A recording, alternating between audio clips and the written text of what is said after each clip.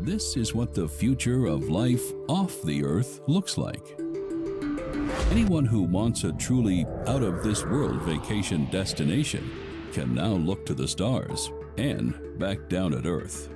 The first permanent settlers of Mars arrived to self-building habitats that produce air, water, and food. This is the next step in our evolution as a species.